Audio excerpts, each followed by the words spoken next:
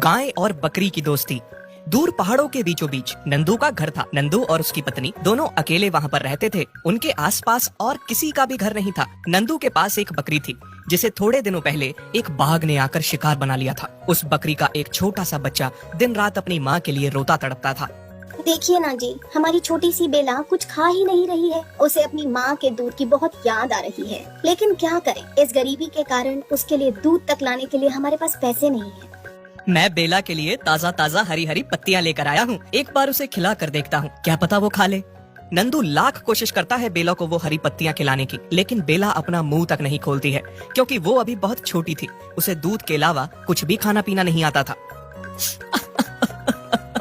बेला, क्या करूं मैं? कहां से तुम्हारे लिए दूध लेकर आऊं? उस बाघ का कभी भला ना हो जिसने तुम्हारी माँ को तुमसे छीन लिया। माँ, मुझे तुम्हारी बहुत याद आ रही है। माँ, मुझे बहुत भूख लगी है, मुझे दूध पीना है। आ जाओ ना माँ, अपनी बच्ची के पास वापस।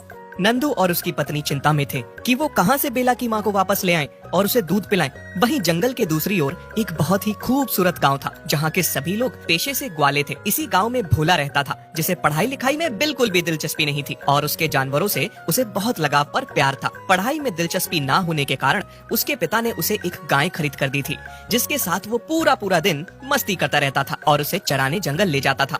मेरी गैया, जानती हो आज हम कहाँ जाएंगे?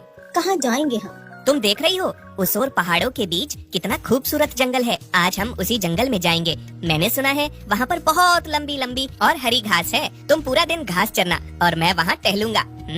भोला अपनी गाय को उस जंगल में घास चराने ले जाता है। गाय जब वहाँ पर बड़ी बड़ी घास देखती है तो बहुत खुश हो जाती है। जब गाय घास चर रही होती है तो भोला बड़े मजे से टहल रहा था। पेट भर खाने के बाद गाय भी टहलने लगी। टहलती टहलती वो नंदू के घर के पास आ पहुँची।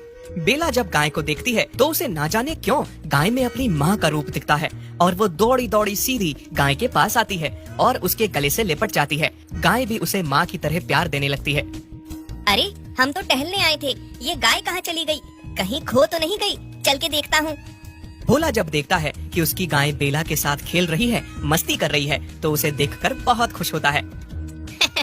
अरे मेरी गैया, तुम्हें ये बकरी का बच्चा कहाँ से मिल गया जिसके साथ तुम खेल रही हो और प्यार कर रही हो? यह बच्चा बिल्कुल अकेला है, इसकी माँ भी नहीं है। इसने मुझे अपने बारे में सारी बात बताई है। ना जाने क्यों मुझे इसमें अपना बच्चा दिख गया और जी किया कि मैं भी इसे प्यार करूं। गैया, वो तो ठीक है, लेकिन शाम ढल रही है, देर हो रही है, हमें घर जाना होगा। चलो घर चलते हैं।